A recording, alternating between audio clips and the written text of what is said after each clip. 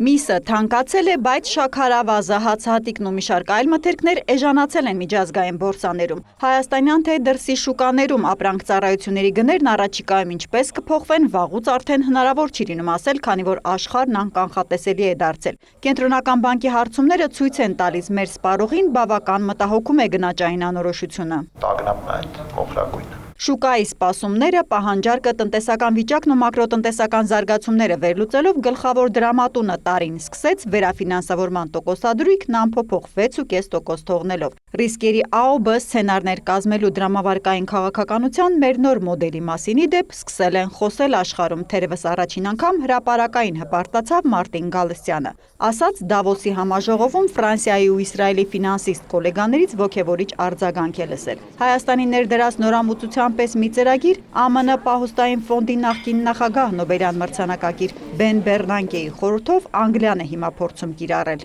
Մենք Բեռնանկեի հետ հանդիպում ունեինք ու տենց առանձնազրույց ունեցանք կարճ։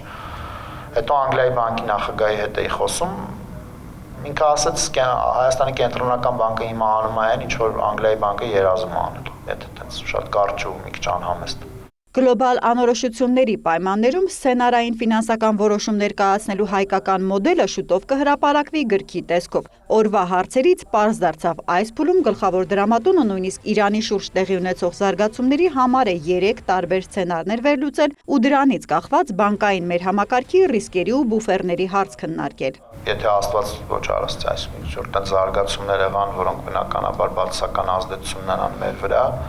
մենք որպես համակարգ պատրաստ ենք այդ ազդեցությունների դիմակայելու տեսանկյունից։ Ինչ վերաբերում է Հայաստանի տնտեսության ու գնաճի վրա երկրի ապաշրջափակման ազդեցությանը, բենզինի գործոնը Երևան-հունվարյան ցուցանիշներում ապրանքների ցանկ ու վերլուծություն դեռ չունենք, ասաց Գալստյանը։ Եթե մենք ունենանք բաց սահմաններ ու տեղի ունենա ապրանքների ու ծառայությունների ազատ տեղաշարժ, ներմուծման եւ արտահանման տեսքով, ես կարծում եմ, որ դա դրական ազդեցություն է ունենալու մեզ վրա, բայց ինչ չափով էս պայդրությամբ կդժվարանա որոշակի օրեն ասել։ Տնտեսական գնահատական բանկում դեռ չկա նաև թրիփի հետ կապված։ Կխոսեն, երբ իրենց համար պարզ են, ովքեր են դառնում ծրագրի մասնակից, ինչ ծավալի փողերի մասին է խոսքը, այն ուղղակի ներդրում թե վարկ է լինելու։ Ես հիմա զերծ կմնայի որոշակի մեկնաբանություններ անելուց, որովհետև ինֆորմացիայի պակաս ունենք այս պայդրությամբ։ Այս ասուլիսի սպասված դուրը պարզվեց առևտրի սպասարկման ոլորտի բիզնեսների համար է, վերջապես լուծվում է քարտով անկանխիկ գործարքի դեպքում բանկերը մեզ թալանում են հայտնի դժգոհության հարցը։ Մեկ ամսից միջնորդավճարի առավելագույն չափ է գործելու։